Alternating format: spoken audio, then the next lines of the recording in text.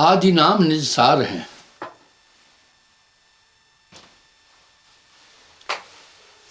आदि नाम निज सार हैं, बूझ ले सुहंस। अब नाम पर बात करते हैं। नाम की अनंत महिमा है, पर नाम नाम सब जगत बखाना, नाम भेद कोई बदला जाना। नितांत ये चौंकाने वाली बात है।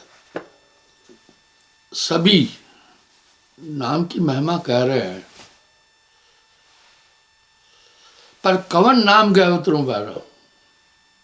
कैसा नाम है? नाम कह रहे प्रताप ते भय आन के आन। ये कैसा नाम है जिस नाम की इतनी बड़ी महिमा वाणियों में है? यही तो सवाल धर्मदास जी ने पूछा साहब से। हे गुरुवर, आप जिस नाम की बात कह रहे हैं, नाम तो मैं जप रहा हूं।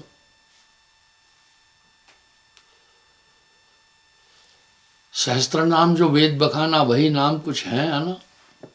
सहस्त्र नाम जो वेद बखाना, वही नाम कुछ है कुछ आना। बोला, हे प्रभु, नाम तो मैं जप भी रहा हूं,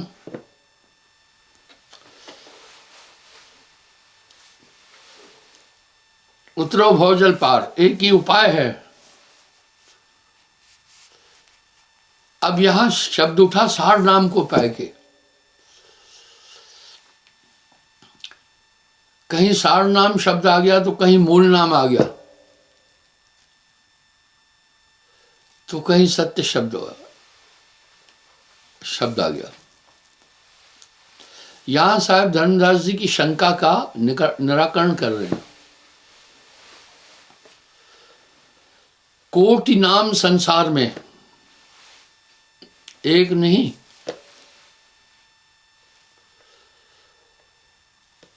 कोटि नाम संसार में, तिनते मुक्ति न होए। इसका मतलब है दुनिया एक भूलेखे में है।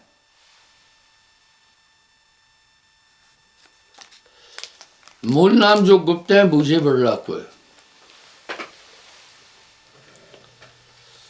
करोड़ों नाम संसार में, वो नाम नहीं। फिर ये क्या है नाम? सात दीप पृथ्वी परिक्रमा, सात दीप पृथ्वी परिक्रमा, सार शब्द बिन मिटे न वर्मा। ये क्या सार शब्द हैं फिर? अब यहां साहब कह रहे हैं, साथ में थोड़ा उल्लेख भी कर रहे हैं, इसको समझिएगा थोड़ा।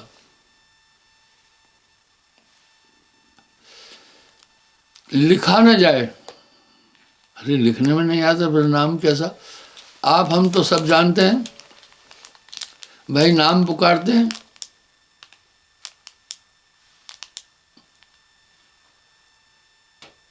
कि भाई बूटीराम, मनमोहन, ये नाम, इनको कहते हैं वंशक नाम। अगर सभी संतों की वाणी का मंथन करेंगे तो नाम की महिमा कह दिए सबने। गुरु नानक देव जी से लेकर गरीबदास जी तक अगर आप आएंगे, सबने नाम की महिमा कह दी। और यही बात रामचरितमानस में गोस्वामी जी भी कर रहे हैं। कलि में केवल नाम आधारा, सुमर सुमर भव उतरहु पारा। केवल नाम आधार। ध्यान दें, हमारे देश में ही नहीं, दुनिया में 3 भक्तियां हैं।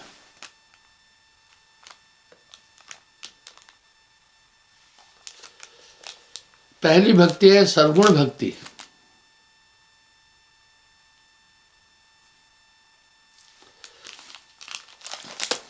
सर्वगुण भक्ति में साकार उपासनाएं हैं, मूर्ति पूजा, तीर्थ व्रत, अन्य उपासना पद्धति सरगुण में आती है। दूसरी है निर्गुण भक्ति, जिसमें साकार पदार्थों को स्वीकार नहीं करते।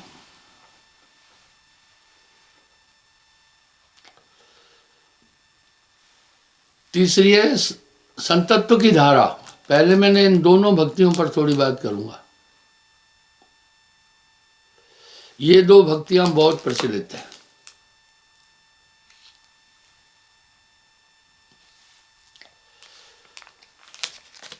संतत्व की धारा पर मैं आगे बात करूंगा। सरगुण निर्गुण भक्ति पूरे विश्व में दो ही भक्ति चलती है, थी दो। निर्गुण भक्ति में निराकार की उपासना है। ये कौन कर रहा है? मुस्लिम भी बेचुना खुदा बोल रहे हैं, ईसाई भी आकाशी पिता बोल रहे हैं, ऋग्वेद में भी निराकार का उल्लेख है।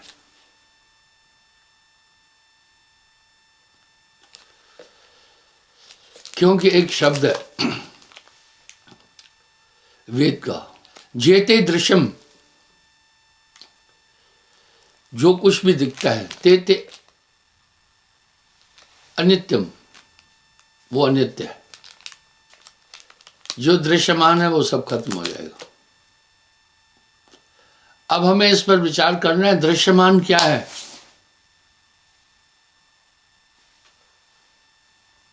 दृश्यमान कहते हैं जो दिखाई देता है। जो दिखाई दे रहा है वो क्या है? अदृश्य क्या है? जो दिखाई दे रहा है वो पंच तत्व है।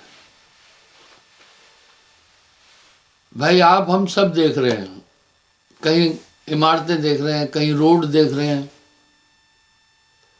कहीं पेड़ पौधे देख रहे हैं, कहीं नदियां देख रहे हैं, कहीं सूरज चांद तारे देख रहे हैं, कहीं बड़ी बड़ी बिल्डिंगें देख रहे हैं, कहीं गाड़ियां देख रहे हैं।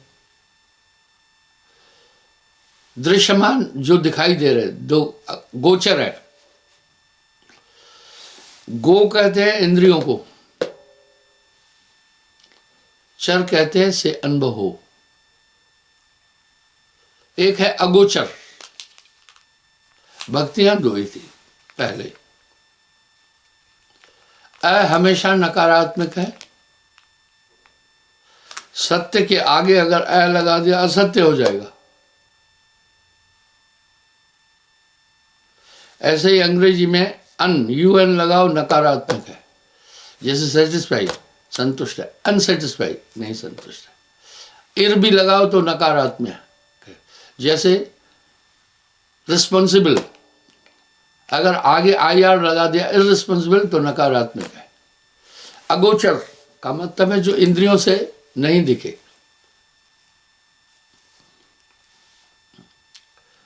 और इसी अगोचर की उपासना हिंदू धर्म में दोनों भक्ति चलती है, सरगुण भी निर्गुण भी। सरगुण भक्ति करे संसारा। सरगुण भक्ति सरल है। मूर्ति पूजा, तीर्थ व्रत, धामों में जाना करते हैं। क्या इसको हम फिजूल बोल रहे हैं? नहीं नहीं, फिजूल नहीं है। पर कोई आदमी अगर कहे हम नाव में बैठकर आसमान का सफर करेंगे, तो बात ये थोड़ा सा अटपटी लगेगी। सरगुण उपासना से मनुष्य अधिक दूर नहीं जा सकता है। सरगुण भक्ति करे संसारा, निर्गुण भक्ति योगेश्वर अनुसारा। इस तरह निर्गुण में निराकार की उपासना होती है। कुछ लोगों ने कह दिया, वेद भी कह रहा है, जेते दृश्यम, जो भी दिखाई दे रहा है, तेते अदृश्यम, जेते दृश्यम तेते अनित्यम, जो भी दिख रहा है वो अनित्य है। नित्य कहते हैं हमेशा, अनित्य यानी जो हमेशा न रहे। जो हमेशा रहे उसको नित्य कहते हैं, जो कभी नष्ट हो जाता है उसको कहते हैं अनित्य। वेद भी निराकार तक कह रहा है, निराकार ते वेद आदि भेद जाने नहीं। अगर आप इतिहास उठाकर देखेंगे तो संतों का हमेशा विरोध हुआ। उन्हें लोगों ने यंत्रणाएं दी, विभत्स यंत्रणाएं दी है। अब यहां साहब क्या कह रहे, कोई सरगुण में रीझ रहा, कोई निर्गुण ठहरा है। अटपट चाल कबीर की मुझसे कही न जाए। भाई बाजार में आप बैठे हैं, सबने कपड़े पहने हैं, कोई 200-300 का सूट भी मिल जाता है वो पहना है, कोई थोड़ा ठीक है महंगा सूट पहना है, कोई और हाई फाई आदमी है उसने काफी हाई फाई सूट पहना है। इस तरह भक्ति भी है। निर्गुण सरगुण भक्ति करे संसारा, ये पूरी दुनिया सरगुण भक्ति करती है। जो दृश्यमान है, देवी देवताओं की, मंदिरों की, धामों की, अन्य चीजों की, क्या हम इसका खंडन कर रहे हैं क्या? नहीं।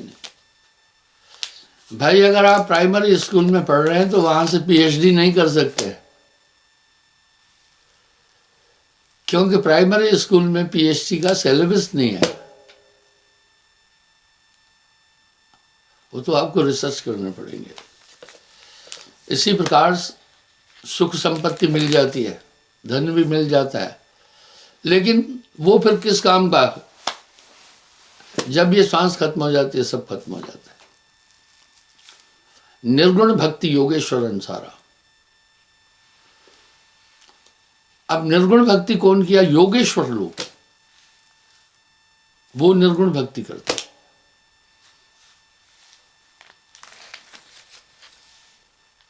अब योगेश्वर 6 हुए, महान योगेश्वर। पहला शिव जी,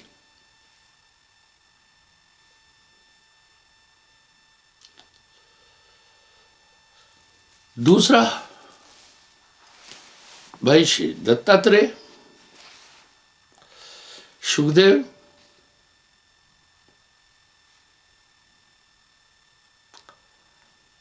जनक, वासुदेव कृष्ण और गोरखनाथ जी। वाह, ठीक है। इस तरह ये निर्गुण की उपासना करते, लंबी लंबी समाधि की है।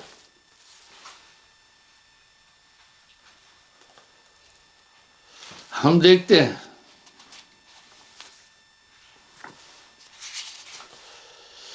आखिर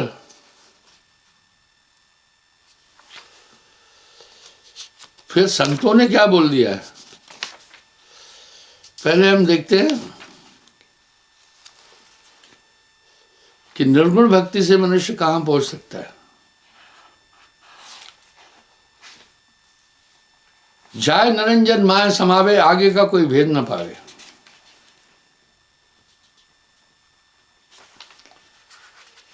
वो जाकर निरंजन तक पहुंचते, आगे का कोई भेद नहीं लेते। अब आप थोड़ा गौर करना, ये प्रसंग मैं कई बार उठाया। पहले तो हमारे पूर्वजों की एक मान्यता थी और सब मानते थे, धरती अपनी जगह है, सूरज घूम रहा है। अभी भी अशिक्षित लोग यही मानते हैं, धरती अपनी जगह है, सूरज घूम रहा है। मैं बड़े लाइव शोध करता हूं। एक बार मैंने सत्संग में पूछा कि भाई जो ये मान रहे हैं धरती घूमती है, सूरज अपनी जगह है, हाथ खड़ा करें। काफी लोगों ने हाथ खड़ा किया। चलो उनमें से कुछ पढ़े लिखे थे। बाद में मैंने कहा जो ये मान रहे हैं सूरज घूमता है, धरती अपनी जगह है, वो हाथ खड़ा करो। आप मानेंगे 10-15% लोगों ने हाथ खड़ा कर दिया। उनको समझाना बड़ा मुश्किल है। चलो यहां आपसे भी पूछता हूं, जो मानते हैं धरती घूम रही है, सूरज अपनी जगह है, वो हाथ खड़ा कर लो।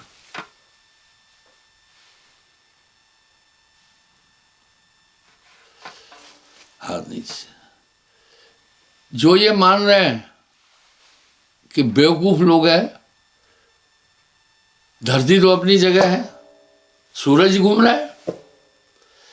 हम सब कहते भी ये सूरज ढल रहा है, अभी शाम हो गई, अभी रात हो गई।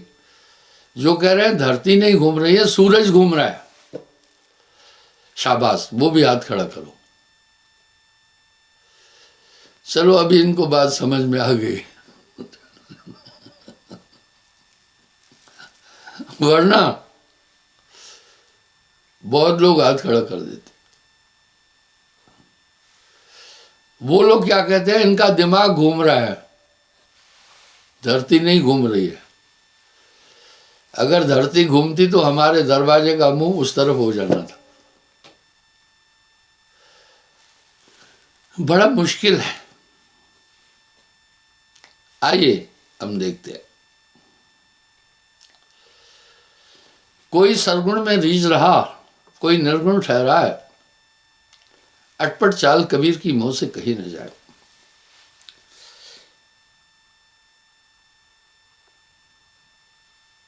अब एक शब्द को ध्यान से सुनिएगा।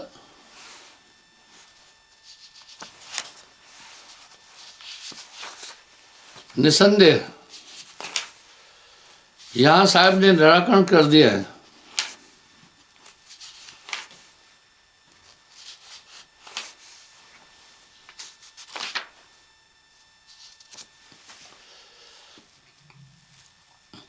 जब साहब ने नाम की महिमा बोली तो धर्मदास जी ने जिज्ञासावश प्रश्न पूछे कुछ।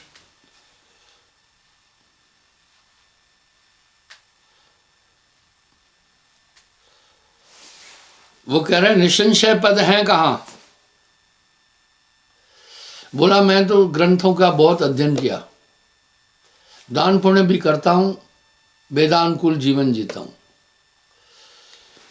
आप कह रहे हैं कि नाम के बिना ये सब निरंजन की भक्ति है, नाम के बिना संसार सागर से पार नहीं हो सकते। मैं बचपन से यही भक्ति करता आया, मुझे धन धान सुख मिला।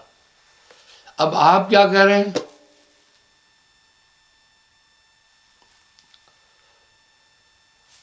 कहे कभी सुनो मम वाणी, कह रहे मेरी वाणी सुनो, भक्ति सार में कहूं बखानी। मैं तुम्हें भक्ति का सार बताता हूं। आगे भक्त भय भव भारी, कह रहे पहले बहुत भक्त हुए, करी भक्त पर युक्त न धारी।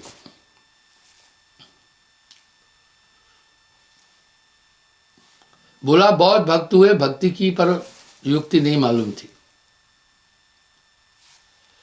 आदि भक्ति शिव योगी केरी,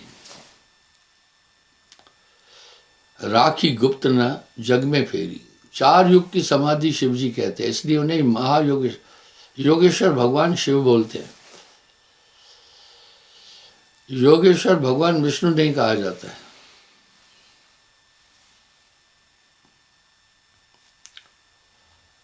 योग करे और भक्त कमाए, अदर एक नाम धुन लाए, एक नाम को जपते थे। 100 अक्षर है ररंकार,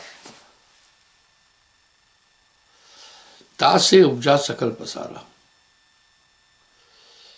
यानी शिव जी निरंकार की उपासना करते हैं। अभी भी काफी आदमी निरंकार की उपासना कर रहे हैं।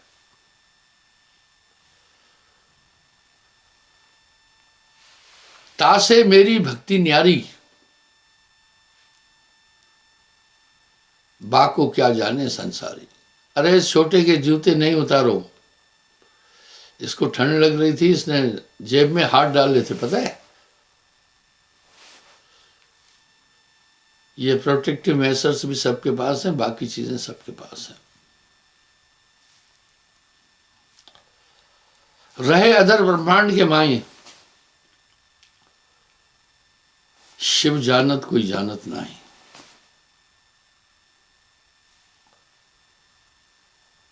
अधर ब्रह्मांड में शिव जानते हैं, बाकी कोई नहीं जानता। वो इसलिए योगी, जो भी योगी है शिव जी को आदर्श मानते हैं। जो भी सर्वगुण उपासक है विष्णु जी को आदर्श मानते हैं।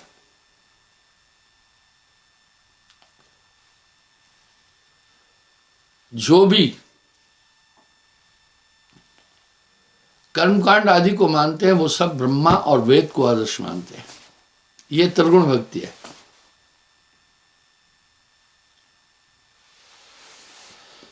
इस तरह हर योगी अलग निरंजन का उद्घोष करता है और आदर्श मानते हैं शिव जी को।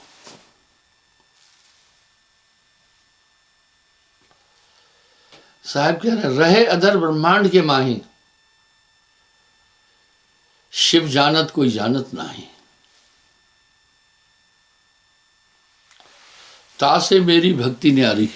अब आप सोचें थोड़ा, आपका विरोध तो होना ही है। संसार उलझा हुआ है, बाकी क्या जाने संसारी। उसको संसारी लोग नहीं जानते।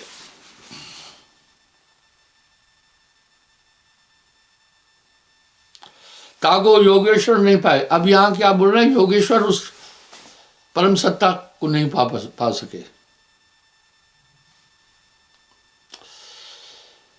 ये एक समाज में हलचल पैदा हुई संतत्व की धारा के द्वारा। और जीव की कौन सुनाए।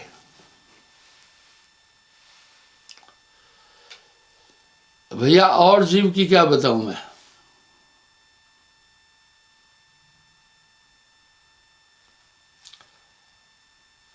ठौर हमारा कैसे पाए, वहां गए बहुर नहीं आए। सनक सनंदन सनंत कुमारा, सनकादिक ये चार अवतारा। केते ब्रह्म होय गए, सनकादिक से निर्णय भयो। साहब कह रहे सनकादिक से मेरा निर्णय हुआ, गोष्ठी हुई, पर ध्यान जो करे निरंजन माही, सभी इस निराकार निरंजन तक जाते हैं। निरंजन से कोई न्यारा नहीं। एक टाइम था निरंकारियों पर भी बहुत हमले होते थे, क्योंकि वो सर्वगुण उपासना नहीं कर रहे थे।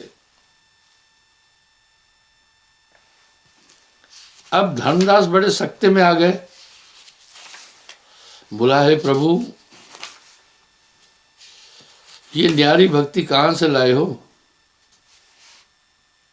आप क्या बोल रहे हैं।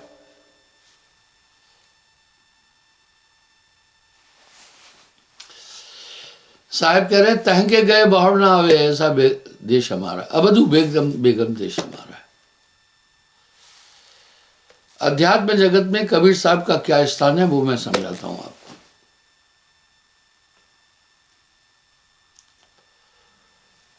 बहुत विशेष। भारत में जितने भी प्रचलित संप्रदाय मत हैं, चाहे सर्वगुण चाहे निर्गुण चाहे संस्थाएं, सब कबीर साहब की वाणी लेते हैं।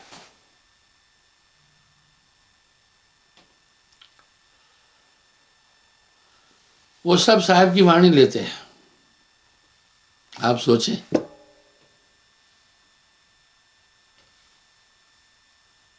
आप विचार करें। जैसे रात्रि में तारका मंडल में चंद्रमा चमकता है और सौर मंडल में सूर्य, सरिताओं में गंगा जी, इस तरह साहब का स्थान है। चाहे निंदक है वो भी साहब के भजन ले रहे हैं, तो कह रहे हैं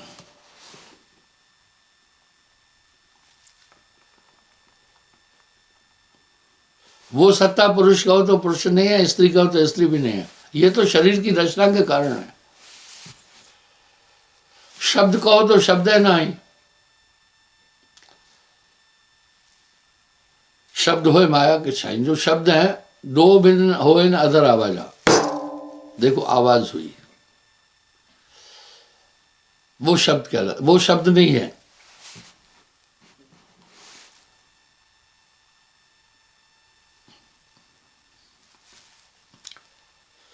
है अनाम अक्षर के माही, ने अक्षर कोई जानत नहीं। धर्मदास तह बास हमारा, काल अकाल न पावे पारा। अब क्या बोल रहे, काल अकाल न पावे पारा। काल अकाल, अकाल भी पार नहीं पाता है उसको। धर्मदास तह बास हमारा। मैं लोगों से अक्सर कुछ बातें करता हूं। आज से 600 साल पहले काशी के नरेश वीर सिंह बघेल, काशी हिंदू धर्म की राजधानी है, जैसे यरूशलेम ईसाइयों की, मक्का मदीना मुसलमानों की राजधानी है, उज्जैनिया जैसे जैनियों की, इसी तरह बोध गया जैसे बुद्धिस्ट लोगों की धार्मिक राजधानी है। इसी तरह काशी के जो सबसे बड़े विद्वान थे सर्वदानंद पंडित, वो भी साहब से नाम लिए। और अवध के नवाब बिजली खान पठान, अवध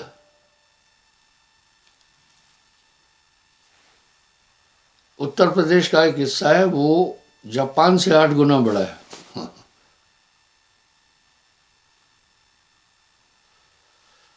वो भी साहब से नाम लिए थे। ये तो लोग विरोध के लिए एक दूसरे की प्रतिस्पर्धा में निंदा करते ही है, उस तरफ ध्यान न दें।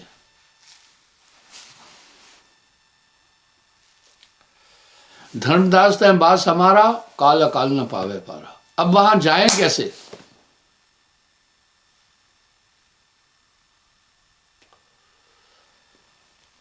धर्मदास एक सवाल कर रहे हैं, प्रभु जाएं कैसे? भव दरिया है अगम अपारा, कह में उतरू भव निध पारा। साहब एक शब्द कह रहे हैं, बचियो एक उपाय, तुम मात्र एक ही उपाय से पा सकते हो, बच सकते हो, सार नाम पाए के। ये क्या है सार नाम? बोला उसके द्वारा ही आत्मा इस शरीर से छूटेगी, नहीं तो नहीं छूटेगी। सभी संतों ने उस नाम की बहुत बड़ी महिमा बोल दी है।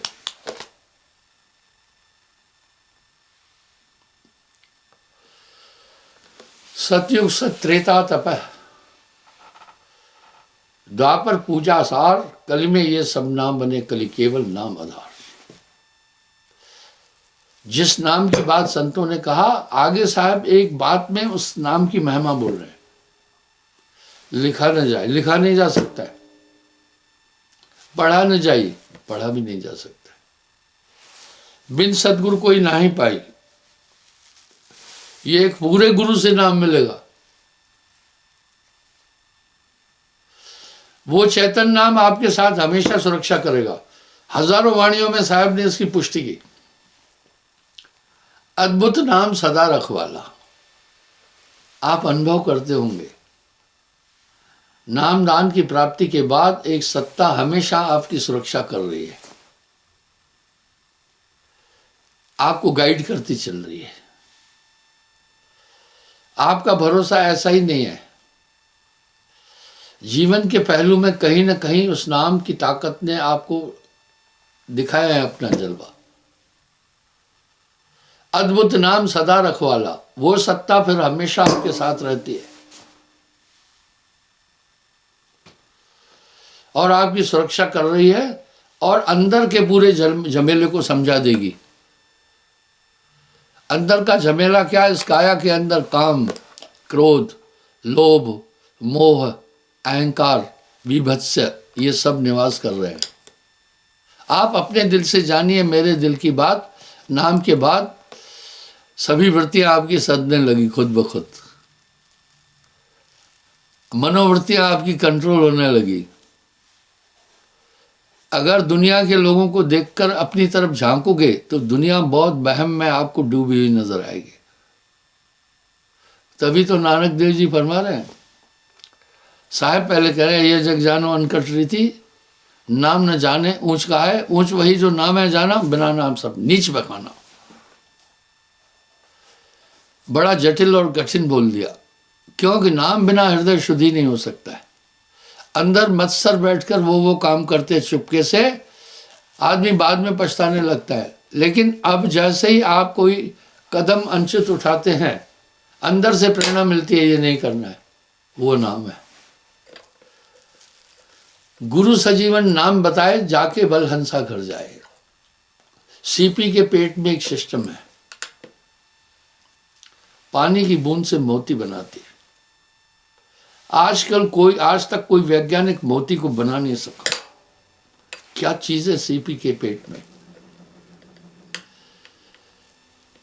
मृगा की नाभि में कस्तूरी है, असली खुशबू कस्तूरी की है। आज तक कोई वैज्ञानिक कस्तूरी बना नहीं सका, ये उसके पेट में है गुण।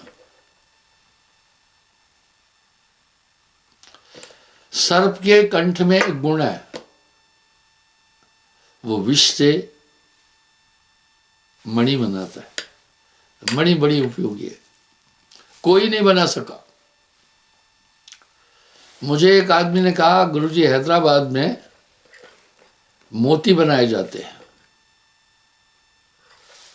उसने मुझे मोतियों की एक माला भी दी। मैंने कहा ये असली मोती नहीं है। बोला ये सीपी के द्वारा ही मोती हुए। मैंने फिर पूछा, मोती तो इतना साफ होता है, क्योंकि सीपी वो पानी की बूंद लेती है मोती बनाने के लिए जिसमें कोई धूल का कण नहीं है।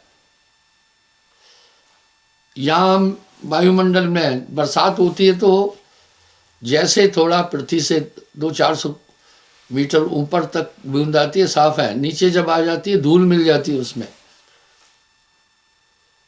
लेकिन समुद्र में धूल नहीं है। इसलिए समुद्र की सीप मोती देती है। वो पानी की बूंद सीप लेती है, उसको मोती की शीशे से भी साफ है। मैंने कहा ये ठीक नहीं है। बोला गुरुजी मोती ये सीप का ही है, लेकिन समुद्र वाली सीप नहीं है, सीप वही है। लेकिन जो इनके कंठ में हमने पेट में पानी की बूंद छोड़ी वो वही है जो दुनिया का रिफाइंड वाटर है। लेकिन सबसे साफ जो पानी की बूंद है वो शांति की बूंद है। पपीता वही पी रहा है, सीपी भी वही लेती है, उसमें कोई धूल नहीं मिली है। वाह! तो ये नाम पूर्ण सदगुरु के पास मिलेगा। सार नाम बिन गुरु नहीं पाए, पूरा गुरु अकह समझाए। जब वो इसलिए गुरु की महिमा अनंत कर दी संतों ने। वो नाम तुम्हें अपने स्थान पर ले जाएगा। नाम ध्यान बल हंसा घर जाई, क्या रे काल तुम करो बढ़ाई। आप अनुभव करते हैं कि वो शक्ति नाम के बाद हमेशा आपके साथ है। बस आप एक चीज दिमाग पे रखना, नाम सत्य, गुरु सत्य हो, आप सत्य जो होए, तीन सत्य जब एक हो विश्व अमृत होए। क्षमा चाहता हूं, समय हो रहा है, कल पुनः हाजिर हो जाऊंगा। बोलिए सतगुरुदेव की जय।